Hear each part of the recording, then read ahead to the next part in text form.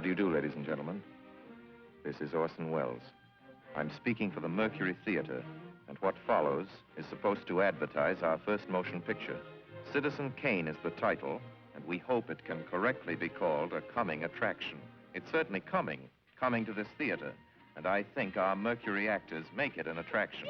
I'd like you to meet them. Speaking of attractions, well, the chorus girls are certainly an attraction, but frankly, ladies and gentlemen, we're just showing you the chorus girls for purposes of ballyhoo.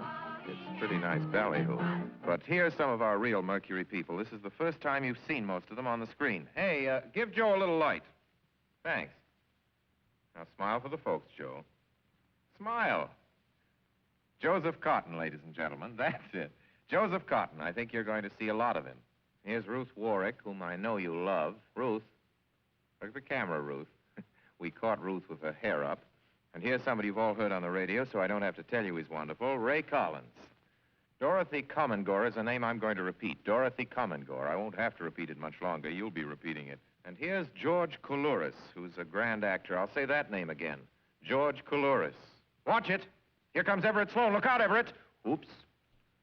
Everett Sloane, ladies and gentlemen. He isn't necessarily a comedian. And here's one of the best actors in the world, Agnes Moorehead.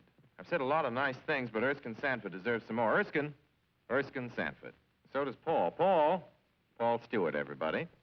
Citizen Kane is a modern American story about a man called Kane, Charles Foster Kane. I don't know how to tell you about him. There's so many things to say.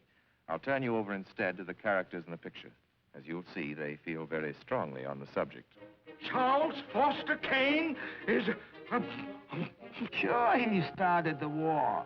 But do you think if it hadn't been for Mr. Kane, the United States would have the Panama Canal? Charles Foster Kane is nothing more or less than a communist.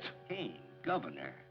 Listen, when the voters of this state and Mrs. Kane learn what I found out about Mr. Kane and a certain little blondie named Susan Alexander, he couldn't be elected dog catcher. I'm going to skin Mr. Charles Foster Kane alive. I'm going to marry him next week at the White House. Emily, I hear you've been stepping out with Charlie Kane.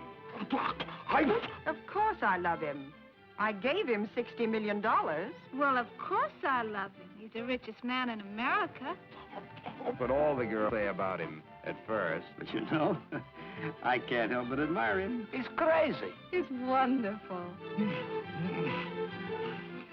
Ladies and gentlemen, I don't know what you'll think about Mr. Kane. I can't imagine. You see, I play the part myself. Well, Kane is a hero and a scoundrel, a no-account and a swell guy, a great lover, a great American citizen, and a dirty dog. It depends on who's talking about him. What's the real truth about Charles Foster Kane? I wish you'd come to this theater when Citizen Kane plays here and decide for yourself.